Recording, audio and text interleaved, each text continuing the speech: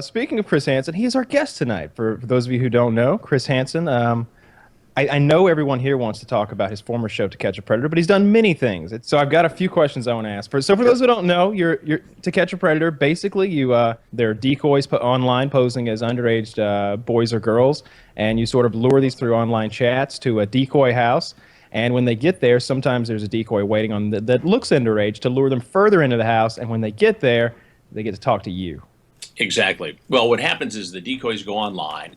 And when we started this, we merely used chat rooms from Yahoo and AOL. I mean, that's basically what was out there at the time in 2004 when we started. And they'd go into the chat room with a profile that included a picture that was, clearly underage and just sit and wait. And suddenly guys would start approaching. And they would bring up the topic of sex. And then they would talk about coming over to the house and meeting. And all of a sudden they're knocking on our door. And we have this confrontation with these guys. And it was really, really compelling. So it was never really you having to bait people in. It was just no, we had a you making a picture and them responding on their own accord. That was just all it was. We had a very strict protocol, and we will in the new investigation as well, because otherwise you get into potential entrapment and other issues that you don't want to do. You don't want to entice somebody to do something they wouldn't normally do. That's not fair.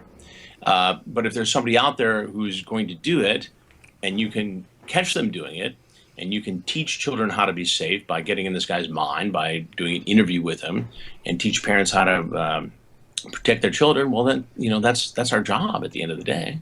So when you were first approached for this, I'm wondering what the genesis of this was. Was it that you were already passionate about these online sex predators? Or like when you first heard the idea for To Catch a Predator, did you think it was going to take off, or were you part of the initial process? I came up with the idea. I great. talked to a friend of mine who's a reporter in Detroit, where I came from, a fellow named Kevin Dietz, who took my job when I left to go to NBC. And he was telling me about the online watchdog group, Perverted Justice. And I started to think, boy, if we could use their ability to go online as decoys and combine it with our ability to wire a house with hidden cameras and microphones, it could be quite compelling. So I pitched the story, and they decided they wanted to do it, and a lot of smart people weighed in on it, producers, senior producers, etc. And so we set up in Bethpage, Long Island to do the first one, and we're there, and I'm driving to the location, and I'm stuck in traffic going over the Throgs Neck Bridge, and I start to think, gosh, what if nobody shows up? What if I've just wasted tens of thousands of dollars of the network's money? And with that, my producer, Lynn Keller, calls and says, where are you? Two guys are scheduled to show up in 45 minutes. So traffic clears, I get there, and all of a sudden, it was amazing. It was just boom, boom, boom. But you're in traffic next to the pedophiles. Both staring at your watch. It's like, I gotta get there. Who's going to be there first? But I thought we'd do one or two, and we'd make our point, and that'd be it. And nobody'd ever show up again. I figured at some point, I would end up like the Maytag repairman. I'd be, taking a nap on the counter with nobody showing up, because we would have proved our point. But sadly, guys kept coming. It got to the point where a guy walks in and he puts, his marijuana out on the counter, and he's talking to the decoy, and it comes time for me to come out. And before I can say a word, he says, "Oh, you're Chris Hansen." I said, "Well, how did you know that?" He said, "Well, I watch the shows all the time, and when I miss them, I download them from the internet." I said, "Do you get the trouble that you just walked into?" It was a telling moment, You should stop it. So you're telling me that not only are you a pedophile, you practice online piracy as well. Bottom of the barrel, sir. So is there anything... Okay, go ahead. Yeah, so I've been thinking about this recently. On YouTube, there was a big controversy about a pedophile, but my sense of morality isn't set by the law. It's set by what I think is right and wrong. And it turned out he was an 18-year-old dating a 15-year-old, which is legal in most states, but in Kentucky, I guess it's not. It was some sort of misdemeanor or something, but it was a sexual assault, and it was just online conversation, but there was no sex. How do you justify, or like, how does that play out in your own head when you have different laws in different states regarding what's right and wrong? Well, we would not do an 18 and 15-year-old. Mm-hmm. It's too close a call. Excuse me. There's a lot of pollen on the East Coast these days. I hear that, yeah. Mm-hmm. It just bothers my allergies. An 18 and 15-year-old, although illegal, in some states, in some states, was too close a call for us. it was always, 21, 22 or older and 14 or younger. Because otherwise, it's a gray area. Could be wrong, could be illegal, but a gray area nevertheless. In this case, I think I get psychologists and psychiatrists mixed up. I don't know who saw him, but he was forced to see one by the court, and they determined that these people were developmental peers, and that this wasn't like a pedophile incentivized relationship, for lack of a better term. And it was just like, man, I feel like these laws should be federalized, and there should be a national standard instead of a state by state one. Well, that's the problem, sometimes you get into these situations where, for instance, you see in high schools, and there was a recent case in Virginia within the last year where all these kids were sexting each other, and they're all 16 years old. And then the prosecutor gets into this, and they could, charge all these kids with distributing child pornography, which is a felony. But it's peer sharing. And Right. so what do you do? And ultimately, what the prosecutor did was call all the kids in and all the parents and say, hey, look, y'all got to wake up and realize what you're doing here is going to be out there forever. You don't need this, and it's harmful to a lot of people on a lot of different levels, and it allows blackmail, and it allows bullying and all kinds of things, and you got to cut it out because we don't want to charge everybody with child porn. It's not what the law was meant to do. Yeah, sexting is a funny thing. Like the thing I've got in my head, in the same way that abstinence education is a tough thing, like it's hard to pitch a total zero. It's like, dude, you can send each other enticing pictures where you're wearing something, right? Bikinis are hot enough. Shirts or belly shirts or whatever are hot enough. If you want to do something semi-naughty, you can still be dressed where you don't have to regret this and allow blackmail and all that other crazy stuff. Well, I know people always think, kids especially, and I say kids, I mean teenagers and college kids, and look, my guys are 23 and 21, and I have this discussion with them all the time. It's like, be careful what you're looking at and what you're doing, because, just because you think it goes away on Snapchat or Instagram in a matter of minutes, that's no guarantee, and especially because these guys are going into my business. I said, you don't want to deal with that, Yeah, I have no idea how the accidental child porn download works either. Like, if anyone's ever been to 4chan. Oh, of course you don't. Well, I meant in terms of like legality. Like, I bet it's all expired now, but I've seen it. Have you guys ever seen a naked kid online? Like, it happens. People post that stuff, and you don't even have to go seek it out. I've never seen it, and I don't want to see it. And my position on that is, and I understand what you're saying, that it can happen accidentally, but anytime an image of child pornography is viewed, it's another victimization of a child. To me, it's tantamount to raping a child, because somebody was abused to take that photo, and it's human trafficking, and it's one of its worst forms. I agree. I was gonna ask as well. This time around, will the police be waiting for our gentleman outside? Because that's the coup de grace. Oh, that's so satisfying. That's when the they cherry run on out there. top. Well, yes, we will have police will be doing a parallel investigation, as in most of the investigations we did in To Catch a Predator. The first two we did not have police doing a parallel investigation, and two things happened. One, it was a little unsatisfying for the viewers to see this guy just walk off into the sunset. And even though police did and prosecutors did make cases against some of these guys, including the rabbi and the naked guy and some of the others, it made more sense to kind of involve the police and let them do their own investigation and get their own version of the transcripts from our online decoys and take it from there. What was the most shocking, the most bizarre thing that either you read in the transcripts or perhaps the suspect did once they got to the decoy house? Because I've seen and heard so many things, and I sometimes I feel like I can read it on your face when you're conducting that. You're just, what were you thinking? Are you ever embarrassed reading the transcripts? Yes. Thank you.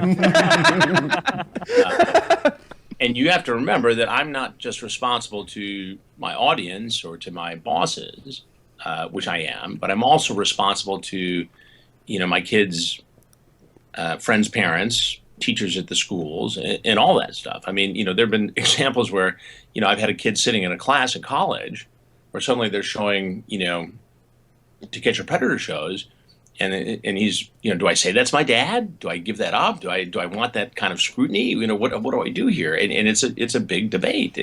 And we try to be just graphic enough to show what these guys are capable of doing without being offensive. And I hope that we, tiptoed along that fine line. But yeah, I mean, in terms of what the most graphic moment was or disturbing moment, I mean, it's a 25-way tie for first. I mean, we had two naked guys, one who wanted to conduct a sex act with a young girl and a cat and whipped cream and all kinds of stuff. That Another guy guy walked in and showed up again the second day, and a guy who showed up in Fort Myers, Florida, with his 5-year-old son to walk in the house, and that silenced everybody. I mean, he brought his kid. He brought his kid, yeah. And you got to imagine. See, I work with a group of guys on this who've been with me in the darkest corners of the world, whether it's in Africa doing thievery stories when it comes to identity theft and all kinds of things, or Al Qaeda using blood diamonds to launder terrorist funds. I mean, these guys have been around the world with me, and this one scene. This guy pulls up. He's the last guy in an investigation, as I said, in Fort Myers, Florida. He pulls up in his SUV. He goes to the back door, and I'm thinking he's going to pull out a pizza and a six-pack. Instead, he leads his 5-year-old son out by the hand, walks up the driveway into the house. Now, I've got to figure out what I'm going to do. A collective gasp goes out in the house. And so he walks in, and I said to him, on the fly, I said, look, you know why you're here. I know why you're here. I'm Chris Hansen. And I'm just going to let you go because I don't want to traumatize your son, with whom you brought. And he left, and the police arrested him and gently scooped up the son, and that was it. But it was just so shocking that somebody would do that on a Sunday afternoon. I feel I have to ask: was he planning to involve the son in some sort of sex act, or was he just babysitting for the day? He was babysitting for the day. His wife was at work. I think he was going to go set him in another room and watch Barney videos or whatever, and go do his thing with a 13 or 14-year-old boy. And the shocking part of it was the backstory to that, which was he had to move out of his house because Child Services said you can't be in there during this investigation. Ultimately, he moves into the house. The child is moved to a relative's house. He's living there and, has another child with the mother before he goes to trial and gets a 4-year prison sentence. And it just really, the lesson of that is, and what we're going to do with the new series is we're going to try and do more of the front story and the backstory. In other words, we're going to try to have more information about this person before they actually come to the house. So, we see a scenario where there could be surveillance, and show this person doing. If it's a teacher, we show them teaching. If it's a doctor, we show them practicing medicine. We do whatever we have to do, and then you have more context. That's brilliant. It's coming from and doing. So that's how do you gather it though? Like, we're going to have to do research, and we have a strategic alliance with LexisNexis and Security Solutions and other data mining outfits, and we're going to be able to do it. That's going to be brilliant. That's going to create a whole narrative. There's going to be drama. You'll be able to I mean, you can watch the person, as much as we can, build into the situation. Now, in the past investigations, obviously we've been able to know something about the people. We knew the rabbi was the rabbi. We knew the doctor was a doctor. We knew the police officer was the police officer. But this actually gives us the ability to paint a better picture of who this and perhaps to follow them beforehand. Maybe you follow them to that drugstore they go to purchase those condoms, and that would be great as a viewing experience. Yeah. And I'm wondering, have you ever been so angry or upset with one of these guys that you're sitting across from that you've actually wanted to hit them? Like these when you hear what these guys are there for, and when you see there have to be some, because some of them have an attitude. It seems like there's just here, doing my thing. What's your problem? Oh, I'm just here to rape a kid. Like you have to want to punish those fucks. Well, I understand what you're getting at. I mean, my job is not to mete out punishment. My job is to get these people to sit and talk and get in their brains so I can better understand the way they think, so we can better protect our children. Yes, as a parent of two sons. Did I sometimes feel a sense of outrage? Of course. It's not my position to get in a fight. I mean, I was more worried about, where are their hands? What do they got going on? Even though we had tons of security, and we will in the next investigations, there's a lot going on. And you're watching a lot of different things. You're trying to go through the transcripts. You're trying to engage the guy. I mean, anybody can jump out of the bushes and scare somebody and make them run off and create, 30 seconds of dramatic television. My goal with this and with any other investigation I've done is to get them to sit, talk, and get in their minds. And that's what we were able to do, and that's what made this and unique, and what will make the new investigation. So on the flip side of that, conversely, was there ever a time where you came across someone as you walked into that kitchen where you thought, oh, Jesus, like this guy doesn't look like a bad guy or doesn't sound like a bad guy? Was there ever a time where you came in and you just wished this guy had thought better of himself? Well, I mean, obviously there were some cases where, you feel sympathy for these guys, and, they break down into three different categories, and I'm not a psychiatrist and or an expert in this field, but based on my experience, you've got the hardcore heavy hitters who'd be doing this with or without the internet. You've got this group in the middle who have a predilection for it, but wouldn't be doing it unless they had the internet and the addictive quality and the 24-hour access and, the anonymity, the 3 A's. And then you've got this other group, guys in the early 20s who are, not very social, and they see a 14-year-old girl online. They figure, well, there's only 8 years difference, and in 10 years it won't make a difference at all, and they go for it. Those are the guys who can probably be given probation and registration as a sex offender and computer monitoring and a rap on the hand and never do it again. The other guys, it's a different story. We had 3-time offenders in some of these cases walk in. Well, you mentioned earlier the gentleman who came 2 days in a row, I think, Yeah. It's absurd. Going at that point, what's the farthest distance or the greatest lengths that someone ever went to get to that house? I think we had somebody drive about 5 hours. I think it was the greatest, 5 to 6 hours. And that happened on a couple of occasions, from one side of one state to the other or from another state down. I mean, we had a guy who was actually a police officer in a small town at the Alabama-Florida border, who he'd been online all week, and he was just a really graphic chatter. And, some of these guys just chat and they never show up. I mean, probably 40% of them. So we shut down one night early for us because we would work till 3 o'clock in the morning, the day before. And we get back to the hotel, and suddenly cell phones are going off, and it's the decoy calling saying this guy just called from a payphone. He said he went by the house and it was dark. Now, there's no one switch to turn on the predator house. I mean, this takes a lot of engineers to put this together. So what ended up happening was the police made a traffic stop. And in fact, the guy was a police officer. He had a .38 caliber gun in his pocket. In his car, he had an assault rifle, a shotgun, and a .45.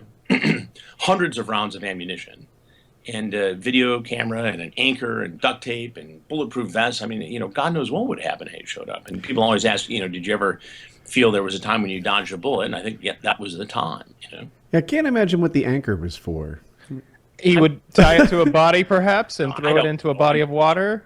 It's hard to speculate. I mean, maybe he had a boat. I mean, he was an outdoorsman. I mean, maybe he, wouldn't have used any of the guns at all. But that's true as well. To find out, As you laid out that laundry list, I was thinking, I've got all that stuff in my car. car. Right. I was like, a 38. That's not that big a deal. The assault rifle was bothersome, though. Yeah.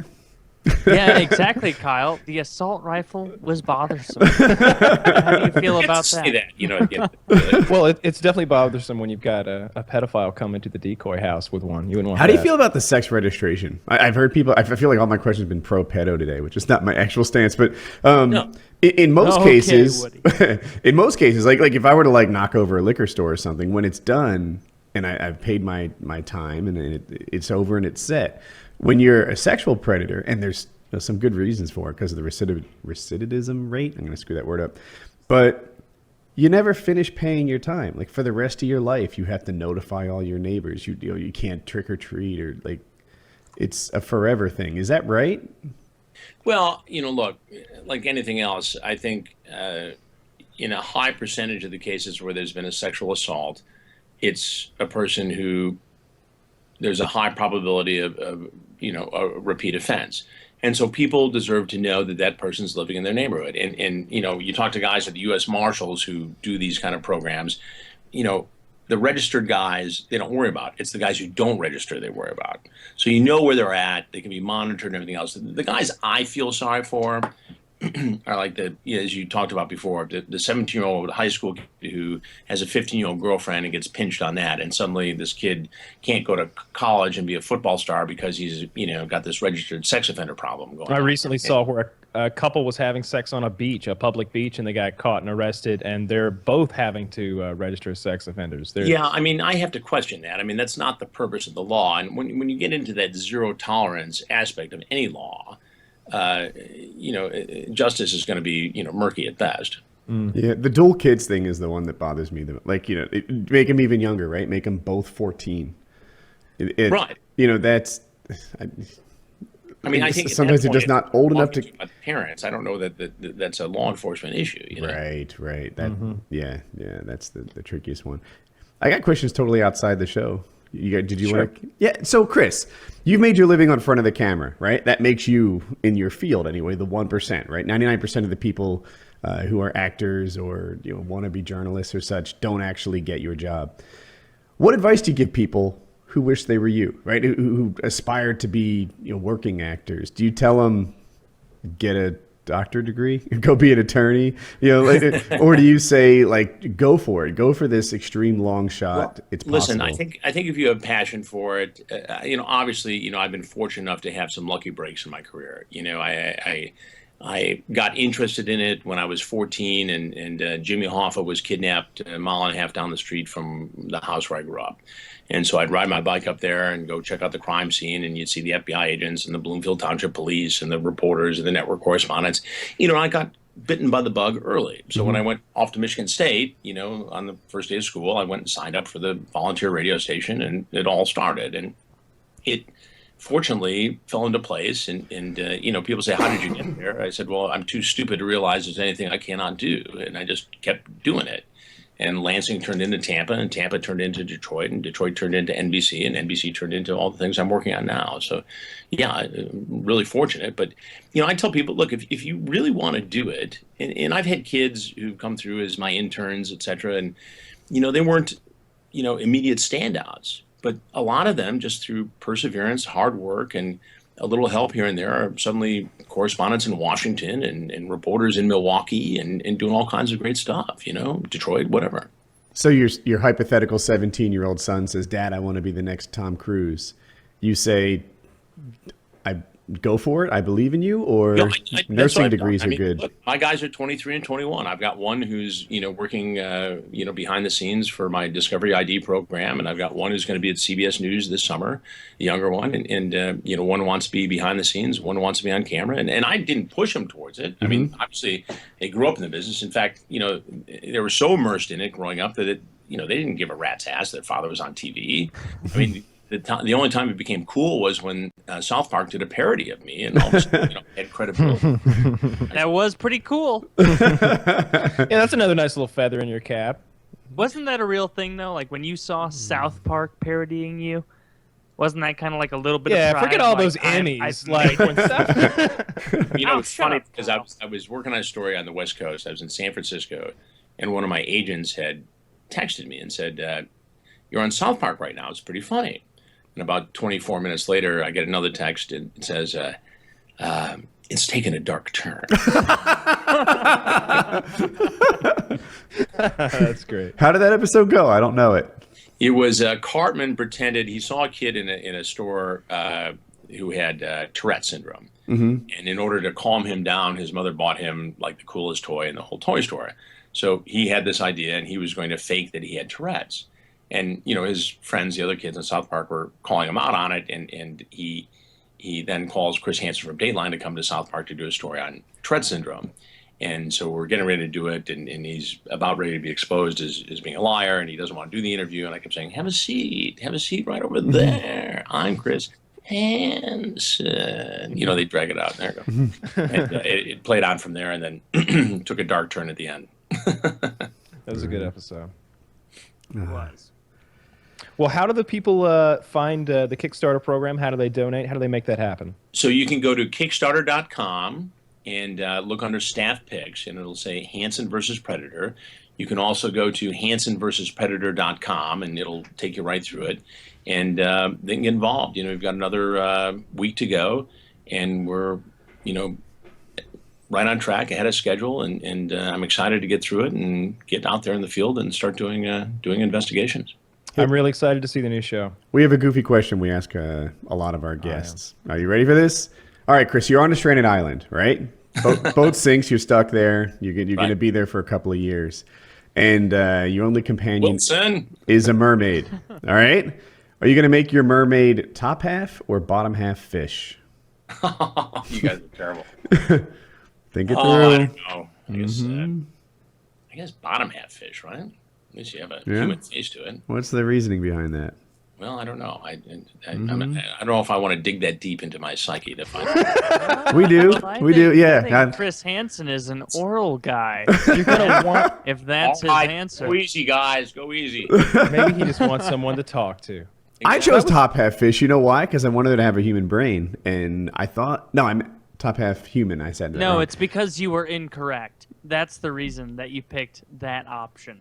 See, you want the top half to be fish, bottom half to be human. If the top half is human, she has a human brain, and then I feel like we can be companions. And by the way, she's a mermaid. This is her element. I think she can find us food. That's a big deal. She can come back and bring fish. No. Well, thanks for coming on the show. We really appreciate your time. Well, thank you guys for having me. I appreciate it. And I wish you the best of luck with your pedophile hunting. It's my favorite thing on TV, and I can't wait for it to come back on again. Great. It'll be on soon. That's pretty cool. So what do you think of Chris Hansen as a guest? I thought it was good. It was nice having him on. He's a really accomplished guy. Like when I said whatever, I was like, yeah, forget about all those Emmys. He's won like 7 Emmys or something. I was hoping he won Emmys when you said that. I was like, how awkward would that be if he just, forget about all those Grammys. Like, I don't win Grammys. Wow, that guy's got like 7 fucking Emmys. He's a really accomplished journalist. He's done a lot of cool stuff. Like he really did. Like he was the main guy covering 9/11 on NBC. He was the main guy covering Columbine on NBC. I can't think of any of the other stories off the top of my head, but he's a big deal. And so it was cool talking to him. I really meant everything I said. I really am a fan of the guy. I love To Catch a Predator in particular. I wonder how he feels about that show. Like, Catch a Predator, to me, has defined Chris Hansen. Is he happy with that definition? Or, would he rather be Brian Williams today? Well, he's not a perfect example, but I don't think we don't watch enough. I feel like he does a lot of different things. Like he's done several shows that are kind of sneaking around and going after bad people on the internet or people who do scams. Like he mentioned that being in Africa or whatever, he was going after those people who do the African Prince internet scam. So he's done a lot of those type shows. I don't know how he feels about it. I'm sure it pays well. Maybe it pays better than, being a journalist in the traditional sense as he once did over at NBC. I know he's not working with NBC anymore.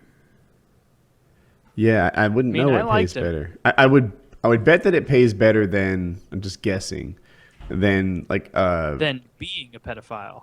Absolutely. Yes. I would bet that it pays better than the job he might have, which is like a Philadelphia news anchor or something like that. But at the very, very top of the field, the Brian Williams or I don't even know who else. That's probably the highest paying gig. Yeah, but that's the he wouldn't be a Brian Williams. There's no way. I think he was right there. I mean, he worked with Tom Brokaw and Katie Couric and all those people. Like he was right there, like maybe one tier below them. But I don't know if he wasn't the nightly news anchor, but he's like one spot below that. Is that really one spot below though? Yeah, I think so. You think? Okay. Yeah. Maybe my guess is 7 enemies. What's that other the Cecil B. DeMille Award or something like that? Yeah, I mean, but he made a career in front of the camera, and that itself is a rare thing. There are a lot of people who want that job. If you ever work in California, I don't think anyone here has, but everyone wishes they were an actor. And not everyone, but so many people wish they were actors. It seems like if you're in a group of 5, one of them is an actor, just wishing, hoping that their break comes to them.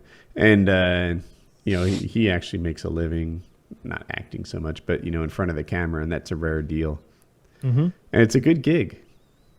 Yeah, I like talking to him. I liked. I'm trying to think some of the stuff he said that I thought was particularly good. I liked some of the stories about the people on the show and kind of knowing the inner workings and and all that stuff. That's cool. I really am looking forward to that new show, and I love his new way of going at it, where they're gonna potentially be like, so the guy makes contact with the decoy on a Monday, and sometimes it seems that they've been talking for weeks in advance. So they figure out who this guy is by Wednesday, and it's 2 or 3 weeks later before he actually arrives at the decoy house. So there's a scenario where they're following this guy to work. They're seeing what his family life is like. They know who his friends are. They're like giving you his whole bio long before he makes it to the decoy house, like basically stalking him. You go and you see him buying that 6-pack of Bartles and James to take to the underage girl, the whole thing.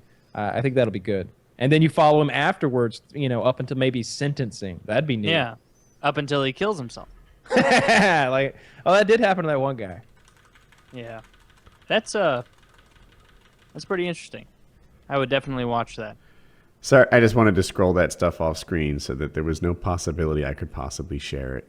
Hey, yeah. That whole last 3 paragraphs is just private stuff. Well, I probably don't want to. Yeah, it like if I were to like accidentally drag this window to the side and like show that or something, that would be awful. Yeah, I'm gonna go ahead and clear them. There we go. Yeah, I got it all.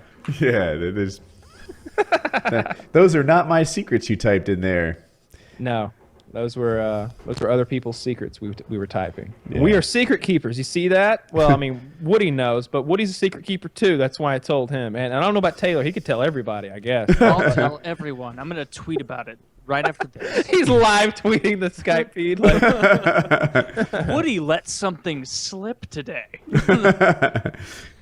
Yeah, I thought it was cool he came on. I thought it was cool he sent us all these fucking mugs, all of our mugs. Yeah, For those of you listening, it's a picture of him with his arms crossed. It says PKA, and it says, Kyle, have a seat. And we all got one, of course. Of course, Taylor's doesn't say Kyle, have a seat. It says Taylor, and Woody says Woody. It was really funny. I was so narcissistic. Originally, I was like, oh, yeah, I got this mug. Yours say Woody on it? Or like for a split second, my brain was like, did everybody say Kyle? Such an asshole. But yeah, these are cool. I appreciate them. It's funny because I was all hopping steaming. I was mad last week when they didn't show. And then it was furthered by being improperly handled. They're like, yeah, sorry, he was stuck in traffic for 4 hours. And his booking agent was also stuck in traffic for 4 hours. And none of them had cell phones or they were in an area in the United States where traffic occurs, but, there's no phones there. Or whatever the story was, it was like, dude, I'm 6 states away from you and I can smell the horse shit. Yeah, I think like an assistant or something basically lied to us. And then what actually had happened, it turned out, was there was just like no one ever informed Chris that he was supposed to be here. That's what it turned out. Like it seemed like maybe the assistant had fucked up or something like that. But he made up for it as far as I'm concerned. Showed up, did a good job. Me too, right? So the second part of that was going to be like she started working with a different booking agent. I don't know who the first person was. One might have been an assistant. The other could have been an agent. I don't know. But then that person got like super communicative. Usually Chiz is the one who like writes twice for every time he gets a reply. But in this case, it was the opposite. They really got on top of it. They made sure it was right. They like overnighted us coffee mugs, which makes me... I'm really cheap. Like my forgiveness apparently is like $1.99, but it worked. I'm like, it says Woody right the fuck on it. I'm the same way. When I saw it, like I was a little bit pissed about him not showing up last week, where I was like, God damn it. And then I saw this today, and now I was like, you know what? He's a pretty swell guy. Right? Yeah, so for the price of one coffee mug, I'm no longer frustrated at all. And he came on and he did the show. When I got a little... like, he didn't do like, all right, so he's made these for other people, right? So there's one for Jimmy Kimmel in it, but he personalized it. He put the PKA thing on there. It's not like he had the same thing, and he put Kyle in, and I'm sure he did these by hand himself. So that really, yes. No, I appreciate the cup. It was me, Artie Lang, and Chris Hansen, and Artie was brutal. He goes, "You the guy that fucks kids?" I'm horrified. I'm horrified sitting there. And Artie wouldn't stop. I'm like, oh my God, Chris, I'm sorry. Artie Lang is a comic. It's everything. Oh, Chris, I'm so sorry. God. So, dude, why do you fuck kids? And I'm like, I couldn't stop him. He's Artie. He'll never stop. And he knew it was funny. He knew the people watching were going to be laughing their balls off. So, yeah, it was.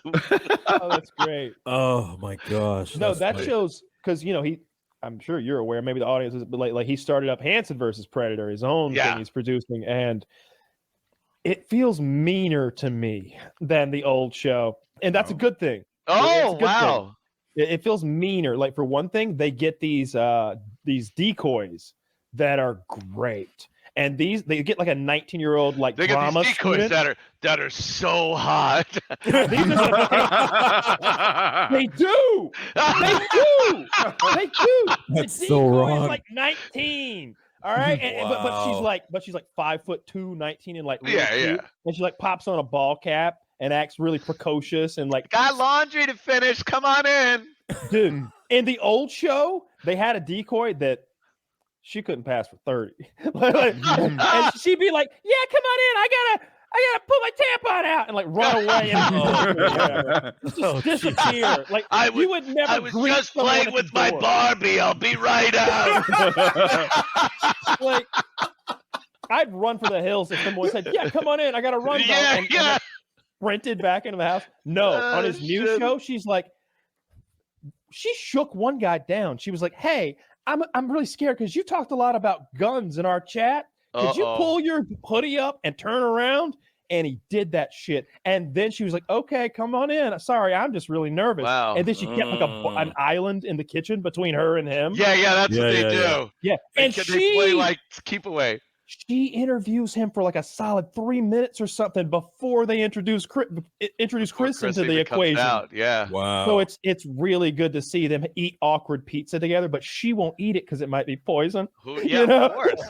we did a bit. I was doing the show from my house when I started Compound Media in 2014.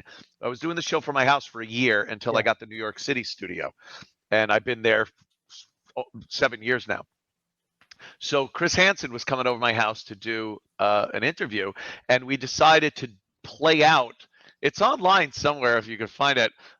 We played out me coming over my house, and then Chris Hansen comes out and catches me talking to a girl. It looked so real that I'm like, I think I'm gonna be fucked here. Like people are gonna look at this and go, Deep fake Yeah, oh, you here's gotta be where careful. Anthony, You here's just where tweak that Anthony a got little. caught doing the fucking. Because you know what they could do? They could take some of like Chris Hansen's voiceover from all the other episodes and just pipe that in. Yeah. And like Well, we did that to Chris once also. We took audio of him reading the transcripts. Yeah. So you said, "I want to lick you and I want to sleep with you. And we took those things and I was like, I go, Mr. Hansen, did you say this? I want to sleep with you. I want to kiss you. I want to be your first." And Chris is just laughing his balls off because, and we had, of course, the brownies and the iced tea on the table and shit. So fucking funny, man. Wow. That's hilarious. Oh, you found some? Yeah. Here. That's hilarious. Me with Chris Hansen.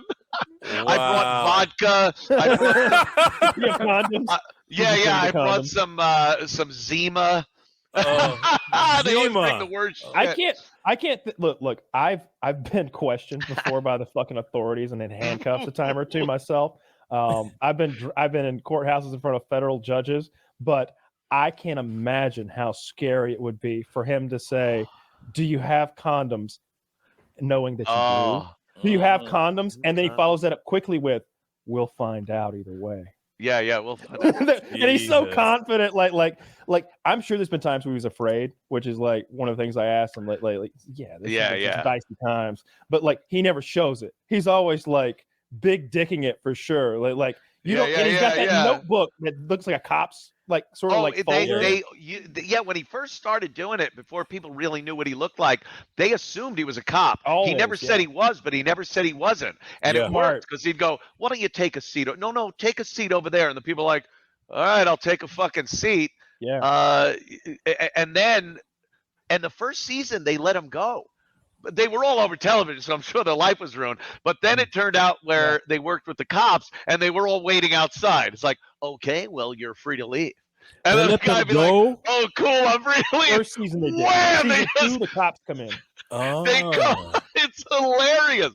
So yeah, they know now. One of the That's good crazy. his new setup is so much slicker.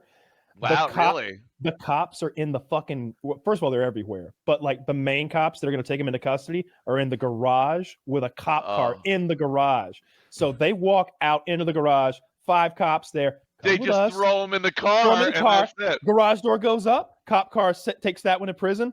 New cop car shows up, pulls in. Garage door goes down, and the trap is reset. Business is Wow. good.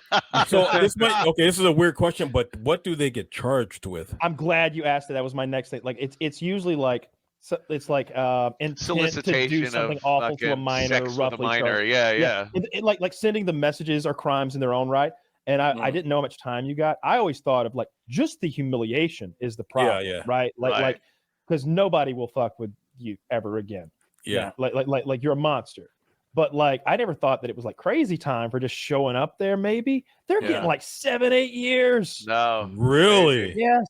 Did you bring condoms? You're going to need them where you're going. Yeah. By the Yeah, way, not you gonna- won't be wearing them. Yeah. Yeah. It's Hopefully they don't fucking get nuts. treated nicely. F those There was guys. a lot of guys that knew what was happening. Oh They're yeah. like, I know I'm fucked. There was one rabbi, he's famous, one of the more famous episodes, and he goes, well, you're free to go. He goes, I can't. I know this cops. He starts crying. They get him out there, and the cops just tackle him. Please stay. Like there's nothing the guy could have Chris done. has You no could mercy. You could literally walk out the door and go, I know the cops are here. You don't need to do anything. I'm gonna wham! You get bowled over. It Oh, doesn't the fucking best- I matter. would just go upstairs, pull the covers over me. I'm not going. One of my favorite takedowns. The best takedown of all time, though. The guy starts running, and out of nowhere, there was a cop in a fucking ghillie suit laying flat in the Ghillie suit, lawn, yeah. and he pops up and And grabs he the guy. sniped his head right the fuck up. That would have been awesome. You know, they had that instance where they bust. I don't think this one made it to TV because they busted that guy who was like some kind of small town politician or something. Yeah. And then the guy offed himself. Yeah, that caused a problem. Yeah. That's probably Isn't why that they where it keep- ended it? Yeah, it ended that for and another NBC. thing that I probably isn't even nice to talk about. That's not that bad. You know, Chris had that affair. It was that was the other thing. Yeah, that was another thing. And then there was Yeah. the check thing, the bad check thing to buy merch for You want- the oh. company. There was all kinds of shit. Hey, you want to see some of the fucking? This is Exhibit A. Holy shit, there it is. Exhibit A. Chris the wrote a Chris bad Hansen check merch. for these and then sent one to me. This Kyle, is have fucking a seat. evidence in an interstate fraud Contraband. case. Possession by a felon too right now. You could probably be back in the joint. Womp, womp, womp. No, they took care of all this. One of the proudest moments of my career is when an Opie and Anthony fan got caught on Chris Hansen's Fuck yeah. show. Oh. You have a And shirt it or was something? it was no, he's sitting there and he's talking. He goes, do you know who I am? And the guy goes, he's got like this weird lisp like this, and he goes, yeah, I've seen you before, you're real funny on the Opie and Anthony show. And I'm like, Wow. I'm watching, I'm just like, all right, this is great. There's our fan base. I'm sure the advertisers are gonna love that. That's our fan base. Yeah. I was like, That's great. But yeah, I've laughed with Chris about that one. Yeah, your fan base. Met one of your fans the other day. You know Was what's having a Anthony- chat. like with- one doesn't Corporate really wants to mean have a anything. chat. One could be an aberration. There's ever a second. Oh yeah. That is true. Look, it just shows like, hey, we got fans. That's a big So, reach. That's how you odds are- pitch it. But That's if how you there's pitch it. Can you two, believe right. the amount- Chris Hansen only busted 37 pedophiles last year, and 2 of them knew our brand. Yeah, that's a problem. That's reach. I hear if there's one of something, I've always heard this. If there's one of something, it doesn't necessarily mean there's 2. If there's 2 of something, there are probably more, which is kind of an interesting take on things. So 1 doesn't mean anything. 2 means there's probably 1,000. Yeah. Chris Hansen was To Catch a Predator. Yeah, right? we had him on the show. Did you several really? years Years back. ago. It Yeah. was really Was fun. Was it amazing? So like what was a bummer is he didn't really have a sense of humor about the At show all. when clearly the thing is funny. Although, like, I don't know, I guess it's hard for him to like laugh about anything publicly because they had all that drama, right? Yeah. I don't know if you're aware, but they caught this one guy who was some kind of like a local politician type guy. He offed himself, and it became a bit of a controversy. That And also, didn't like none of the fucking charges stick? very For the first few of couple the- seasons, Few, right? right? No, None of it's the charges stuck. worse than that, Oh. Taylor. So almost everyone knows that for like the first season, there weren't any cops. It was more about exposure and humiliation, and like, don't you try this again. The idea would being that like you've turned this guy away from the lifestyle, Yeah. and everyone Yeah, was like, yeah, everybody was like, bro, get the cops next time. And they're like, oh, we didn't think of that one. And it would be like if you set up like a stolen car sting, but there was no law enforcement involved. And they were Right. like, yep, they stole another one of our cars. We got to stop leaving keys. Criminal confirmed. Have a good day. That's not how you do things. But even still, when they got the police involved, because of the nature of the show, and people might not like hear this, but if you don't go out there and start looking for a pedophile, there might not have been one. Is my opinion on this thing, because there's a lot of creepy guys that are out there who will never do anything, but what they do is they take an adult woman and have her pretend to be a little girl who's just young enough to get this guy in trouble, and she attacks this guy. She flirts with this guy. She like does her best. She does. She seduces this So guy. it's an entrapment thing. Is basically what And that's it's why not, maybe if it's not that word. He but, was like, entrapped by it's her feminine basically- wiles. But they literally are entrapped by the feminine wiles. Like they literally are. Imagine yeah, that's true. like because you see the guys who show up to see. You're like, things I happen. would have never fucked a 17-year-old because no 17-year-old has ever come on to me before. That's your No well, like basically. I'm saying that. But if the opportunity was there, you don't have to use. Well, first of all, 17 is perfectly legal. It would be the distribution of any photography that would be a real no-no there, I believe. 16 is actually legal in my state, as far as I know. Doesn't seem very moral though. But with the Chris Hansen thing, I think a lot of the charges ended up not sticking because of like the various ways that they contacted these guys and like how the evidence was handled. Because I'm not sure that the court is like, all right, Officer Stevens, could you give me your testimony? Well, first, Mr. Hansen from Dateline, he gave me the evidence. Wait, what? Your chain of evidence begins with a TV show host. Yes, ma'am, that is correct. All right, you're free to go, Mr. Pedophile. Yeah, And he's just like, and like Yeah. sprints off into the night. I can see how that might not hold up. Yeah. Yeah, you know, like. So I mean, think- the whole time it was a show that was 100% about entertainment that just masqueraded about kind of caring about justice. But like, Right. it was didn't about really Chris care. Hansen, like. Are you here owning for somebody. sex?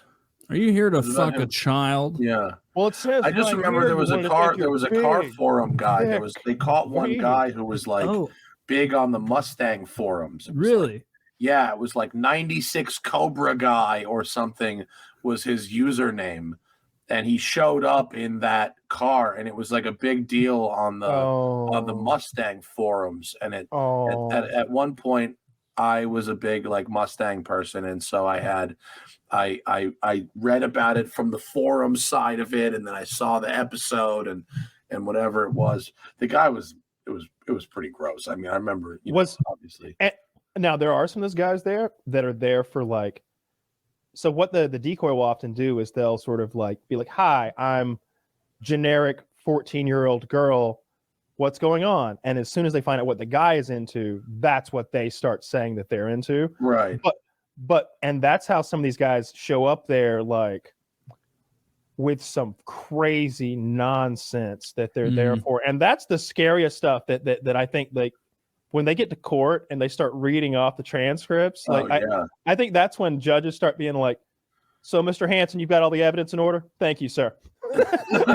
Well, looks like you won't be shoving any kittens into 12-year-old girls anymore. Yeah. Because I'm sending you away.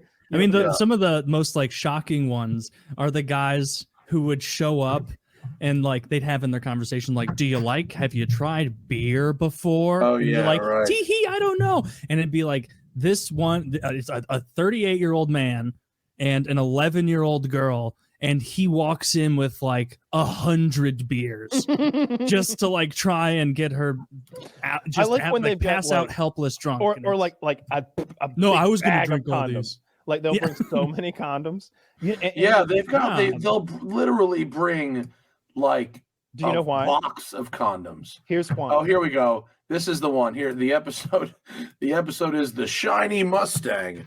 And the username was Hot95 Cobra Guy. Oh. And Take a it's look at it's not good.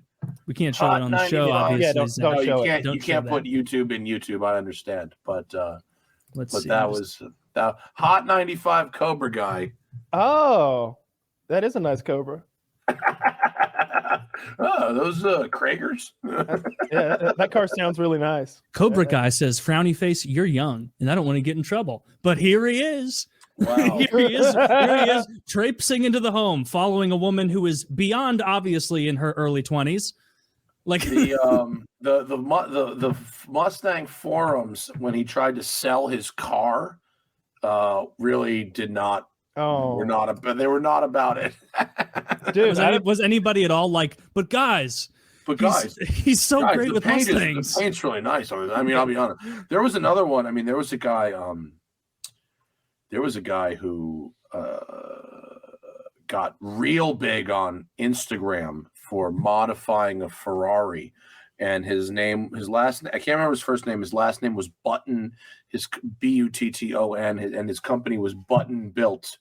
And he did something. He had this cool Ferrari he built. It got a lot of Instagram love, and then he had some like rape charges or something came up that he was involved in, and this motherfucker disappeared off the internet right quick. Yeah, that was one of the cars. Yeah, he had a couple Ferraris. He slammed and stanced out. There was a 308. The whole Mitchell Button. Yeah, that was him, and he fucking vanished off the internet as soon as people realized what was in that backstory. huh? Jesus Christ. No, Dude, don't try and get internet famous. So you got mad shady shit in your internet fucking past, bro. That's bad. It's a bad move. Just disappear. Sure, I was on To keep Catch it a Predator local. 10 years ago, but I want to do Minecraft Let's Plays. Yeah, maybe not that. Yeah, well, that's what they'd be interested in, right? But certainly don't put your name on the fucking company, dumbass. Yeah, I wanted to get Chris Hansen to like joke Rape around about it, Enterprise. but he was not having any kind of a sense of humor about that. Maybe but you it can was get Joey Greco. Joey Greco Oh, might have a sense of humor, but all right. Let's reach out to Joey Greco. We should absolutely reach out to him and be like, "What did it feel like to get stabbed like an idiot in the middle of the ocean? Yeah. Was it He's scary got- when you thought you might die?" I have literally never looked for Joey Greco's Instagram, but I am now. Ooh. That's not him. Hang on. Yeah, it was. I've seen that episode 3 or 4 times because So good.